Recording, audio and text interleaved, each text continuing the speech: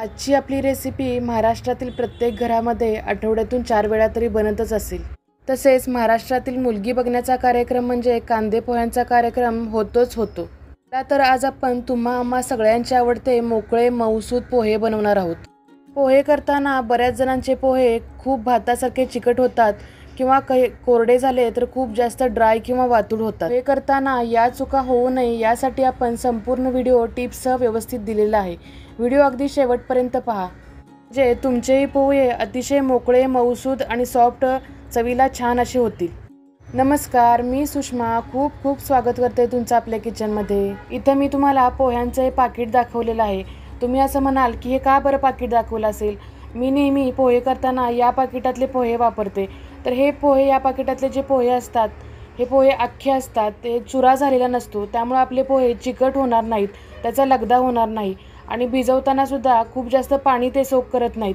त्यामुळे अशा पद्धतीचे पोहे जर तुम्ही वापरले तर तुमचे पोहे खूप जास्त चिकट होणार नाहीत किंवा खूप जास्त ड्राय होणार नाहीत। यासाठी असे अख्खे पोहे वापरावेत।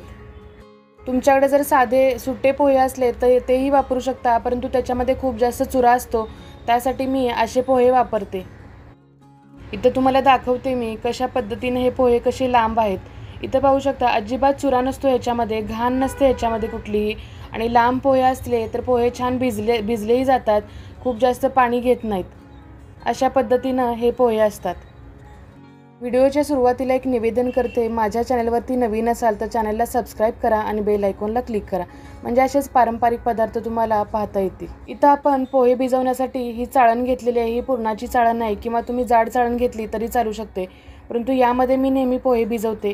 याच्यामध्ये आपल्याला पोहे चाळताही येतात आणि यामध्ये भिजवले की पाणीही यात थांबत नाही, म्हणजे आपले पोहे जास्त ओले होत नाहीत।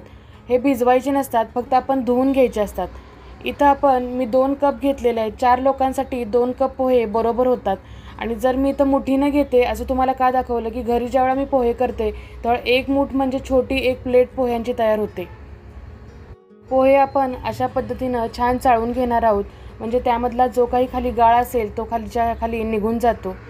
तर इथं मी पाण्याखाली पोहे धुवून घेणार आहे। फक्त आपण पोहे धुवून घेणार आहोत, असे भिजत ठेवायचे नाहीत।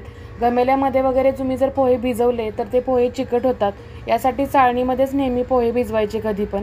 असे फक्त पाण्याखाली धरायचे आणि खूप जास्त चोळायचे नाहीत, असे फक्त वरून फक्त पाणी शिंपडायचं आणि या पद्धतीनं पाणी पोह्यातलं काढून घेणार आहोत आपण। चाळण ठेवताना आपण तिरकी करून ठेवायची, म्हणजे जेणेकरून त्यातलं पाणी निघून जातं। अशा पद्धतीनं आपण एका साईडला पोहे करून घेणार आहोत आणि तिरके करून चाळण ठेवायची, म्हणजे त्यातलं पाणी सगळं निघून जातं। आता आपण कांदे पोहे म्हणजे कांदे किती घालावे हा मोठा प्रश्न असतो बऱ्याच जणांना। बरेच जण असं सांगतात की कांदे म्हणजे पोह्यांच्या निम्मे कांदे घालावे, तर मी नाही असं मानत की पोह्यामध्ये कांदा जास्त घातला तर पोहे मऊ होतात, असं नसतं। तुम्ही पोहे कसे भिजवता यावरती डिपेंड आहे, तुमचे पोहे मऊ होणार आहेत का कडक होणार आहेत ते। इथं मी 2 मोठे कांदे बारीक चिरून घेतलेले आहेत। इथं आपण कांदे पोहे म्हटलं तर कांदा जास्तच लागतो, खूप जास्तही घालायचं नाही।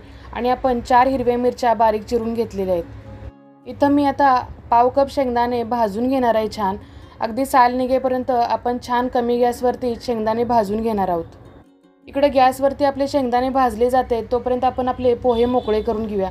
इथं पाहू शकताय कांदा मिरची चिरेपर्यंत आपले पोहे भिजलेले आहेत। असे हातानं फक्त थोडेसे मोकळे करून घ्यायचे, खूप जास्त कुचकरायचे नाहीत, फक्त असे मोकळे करायचे। आणि यावरतीच आपण साखर मीठ टाकून घेणार आहोत। याच्यामध्ये मी 1 चमचाभर साखर घालणार आहे आणि चवीनुसार मीठ घालणार आहे। अगोदरच असं साखर मीठ कोथिंबीर तुम्ही पोह्यामध्ये टाकून घेतलं तर ते लवकर पोह्यामध्ये विरघळतं आणि त्याची टेस्ट छान खुलून येते। आता पोह्यामध्ये साखर मीठ आपण थोडंसं मिक्स करून घेणार आहे, खूप जास्त कुस्करायचं नाही, पोहे मोडले तर पोहे तुमचे चिकट होतात। आता आपण यावरती कोथिंबीर बारीक चिरलेली टाकून घेणार आहोत। अगोदरच कोथिंबीर टाकली की त्याचाही स्वाद जास्त खुलून येतो।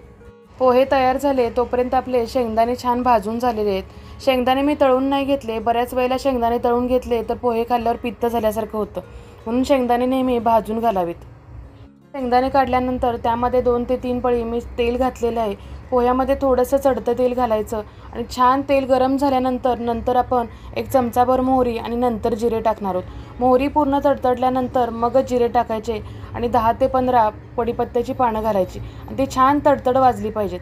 आणि त्यामध्येच आपण हळद घालणार आहोत। हळद सुरुवातीला घातली की पोह्यांचा कलर खूप सुंदर येतो आणि नंतर आपण त्यामध्ये कांदा घालणार आहोत। पोहे खाताना पोह्यांचा कलर जास्त महत्त्वाचा असतो. पोह्यांचा कलर जर छान आला तरच ते पोहे खावेसे वाटतात. यासाठी सुरुवातीला हळद घातली की छान कलर येतो पोह्यांचा.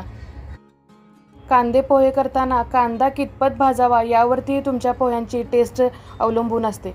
कांदा थोडासा कच्चाच ठेवायचा. खूप जास्त लाल केला तर त्या पोह्यांची टेस्ट खूप वेगळी लागते. आता कांदा थोडा परतून झाल्यानंतर मी त्यामध्ये आपल्या हिरव्या मिरच्या घातलेल्या आहेत आणि थोडीशी फोडणीमध्ये कोथिंबीर घातलेली आहे. फोडणीमध्ये कोथिंबीर घालावी कारण की पूर्ण कोथिंबीरीचा स्वाद अजून जास्त खुलून येतो फोडणीमध्ये. माझ्या मुलीची खूप दिवसाची डिमांड होती की आई तू पोह्यांचा व्हिडिओ टाक. तिला मी बनवलेले पोहे खूप आवडतात. ती बरेच दिवस सांगत होती की पोह्यांचा व्हिडिओ टाक. यासाठी मी हा पोह्यांचा व्हिडिओ तिच्यासाठी बनवलेला आहे.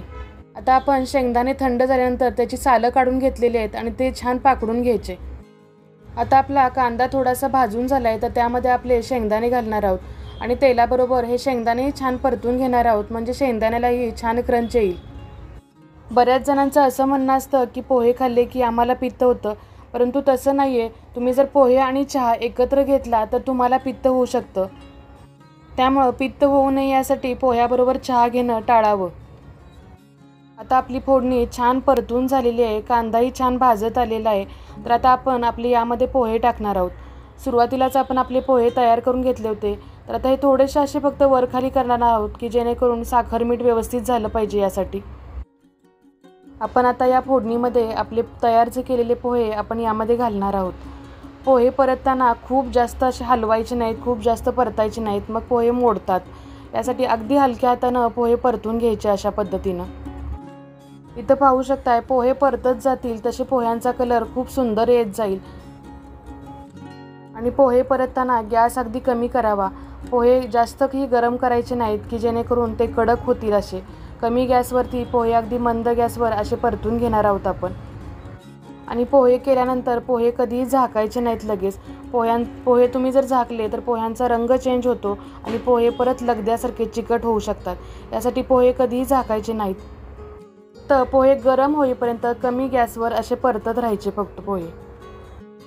या पद्धतीनं तुम्ही 5 ते 7 मिनटं पोहे छान परतून घ्यायचे आहेत. आणि कधी कधी तुम्हाला असं वाटलं की खूप जास्त कोरडे होते पोहे तर तुम्ही साईडून 1-2 चमचे तेल सोडलं तरी चालू शकतं. त्या तेलाचा कच्चा वास येत नाही. छान पोहे 5 ते 7 मिनटं परतल्यानंतर आपण त्यावरती किसलेलं खोबरं घालणार आहोत आणि थोडी कोथिंबीर घालणार आहोत गार्निशिंगसाठी. त्यामुळे आपल्या पोह्यांचा कलर अजून जास्त खुलून. वरून आता आपण कोथिंबीर घालणार आहोत आणि वरून थोडासा आपण लिंबाचा रस पिळायचा म्हणजे मग आपले छान मोकळे मऊसूत पोहे तयार झालेले आहेत. तर आता आपण हे सर्विंग करूया. तर आपले मऊ मोकळे सूद महाराष्ट्रीयन पद्धतीनं बनवलेले कांदे पोहे तयार झालेले आहेत. आता वरून त्यावरती आपण थोडीशी कोथिंबीर, किसलेलं खोबरं आणि थोडी मी शेव घालणार आहे की जेणेकरून आपल्या पोह्यांचा अजून स्वाद खुलून येणार आहे. तुम्ही जर टिप्ससह संपूर्ण ही रेसिपी तयार केली तर तुमचेही पोहे असेच मोकळे मऊसूद सुंदर असे बनतील आणि तुमचीही मुलं म्हणतील की आई तुझ्याच हातचे पोहे खायचेत.